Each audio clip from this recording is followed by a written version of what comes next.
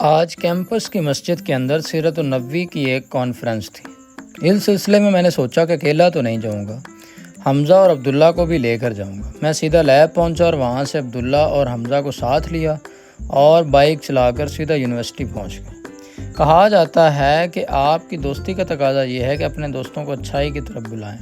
عبداللہ ہمیں research related غلطیوں کو بتاتا ہے جن کو صحیح کرنا ہمارا اگلا ٹارگٹ تھا۔ یہی باتیں کرتے کرتے ہم سیدھا مسجد میں پہنچ گئے۔ ابھی تک کوئی نہیں آیا تھا۔ وہاں بیٹھ کر ہم نے خوب تیاری کی، ریسرچ کی۔ اس کے تھوڑی دیر کے بعد قاری صاحب بھی پہنچ گئے۔ قاعدہ تو یہ بتاتا ہے کہ قاری صاحب پہنچے تو حمزہ کو استقبال کے لیے جانا چاہیے، لیکن حمزہ نے ساودھانی برتی۔ خیر، تلاوت سے آغاز ہوا۔ تقریب کا باقاعدہ آغاز ہو گیا تو قاری صاحب نے سیرت کے حوالے سے کچھ خاص باتیں بتائیں۔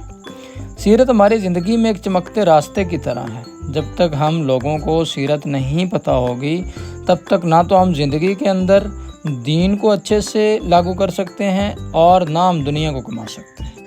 یقین مانیں، دین اور دنیا کی ساری روح جو ہے وہ سیرت النبوی میں پنہاں ہے۔ نبی پاک صلی اللہ علیہ وسلم کی زندگی سے ہمیں سب سے زیادہ سیاست، انتظامی معاملات اور لوگوں کے ساتھ لین دین، مشکل اوقات میں کیا فیصلے کرنے ہیں، اچھے وقتوں میں کیا کیا اعمال کرنے ہیں اور کن کن سے بچنا ہے، وہ سب آپ صلی اللہ علیہ وسلم کی زندگی سے عیاں ہیں۔ یقین مانیں، آپ صلی اللہ علیہ وسلم کی زندگی کو پڑھیں تو یہ پتہ چلتا ہے کہ قرآن مجید کو کیسے سیکھنا ہے، حدیث کو کیسے سیکھنا ہے، فراست کیا ہوتی ہے۔ معاشی معاملات دیکھنے ہوں یا معاشرتی برائیوں کو جڑ سے اکھاڑ پھینکنا ہو تو سب کا ایک ہی پیکج آپ صلی اللہ علیہ وسلم کی زندگی سے ہی ملتا ہے۔ آپ صلی اللہ علیہ وسلم کا اگر آپ مطالعہ کریں تو صبر اور شکر کب کرنا ہے، غصہ اور جاہ و جلال کب کرنا ہے، کب جنگ کرنی ہے، کب امن کا وقت ہے، کب جہاد کا ٹائم ہے، یہ تمام کی تمام چیزیں وقت کے ساتھ ساتھ ہمیں سمجھ میں آنا سٹارٹ ہو۔ بچپن میں ہمیں بتایا گیا تھا کہ سیاست کا دین کے ساتھ کوئی تعلق نہیں ہے، لیکن نبی پاک صلی اللہ علیہ وسلم کی زندگی کو پڑھنے کے بعد یہ احساس ہوا کہ نبی پاک صلی اللہ علیہ وسلم کی زندگی کا ہر ایک پہلو سیاسی پہلوؤں کے ساتھ بھرا ہوا ہے۔